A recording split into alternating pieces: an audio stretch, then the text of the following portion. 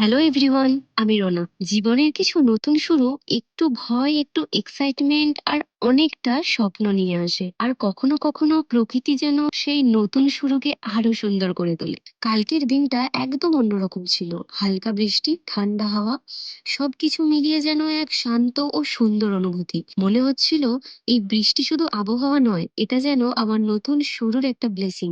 এই সুন্দর আবহাওয়ার মধ্যেই আমি যাচ্ছিলাম দক্ষিণেশ্বর কালী মন্দির মায়ের কাছে আশীর্বাদ নিতে। কেন বলতো?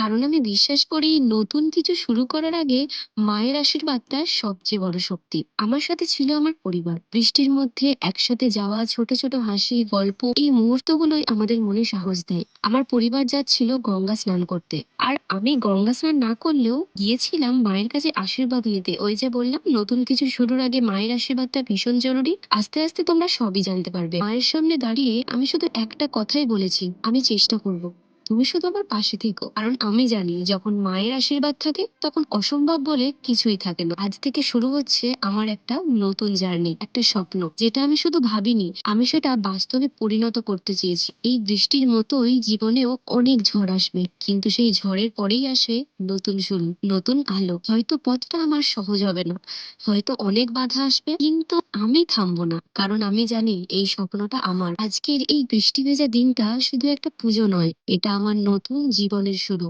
একটা নতুন আমির শুরু। যদি তুমি কোনো কিছু সত্যি মন থেকে চাও না, আর তার জন্য প্রতিদিন একটু একটু করে কাজ করো, তাহলে একদিন না একদিন সেটাই তোমার রিয়েলিটি হয়ে যাবে। গঙ্গার ধারে বৃষ্টির ফোঁটা আর জলের ঢেউ দুটো মিলিয়ে এক অন্যরকম শান্তি।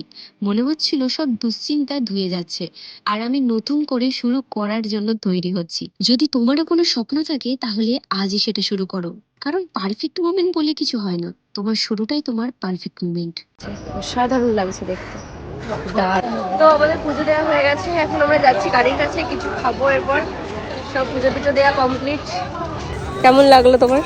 আমার খুব ভালো লাগলো, অনেক ঘুরতে পারলাম না, পায়ে ব্যথা ছিল। ওর পায়ের সমস্যার জন্য ও এখন মানে বেশি হাঁটতে পারেনি। তো আমরা এখন যাচ্ছি খেতে, ভোজনালয়, ফুড প্লাজা। তো আমাদের পুজো দেওয়া হয়ে গেছে, এরপর আমরা এখানে খাবো। দেখা যাক কোথায় কি পাওয়া যায়। এখানে আরো আছে, কোনটা দেখি খাবে। এখানে চলে এসেছি খেতে। এখানে দিয়েছে কচুরি আর ডাল, তাই তো? চলো এখন খাই এটাই আপাতত, তারপর দেখি কি নেওয়া যায়।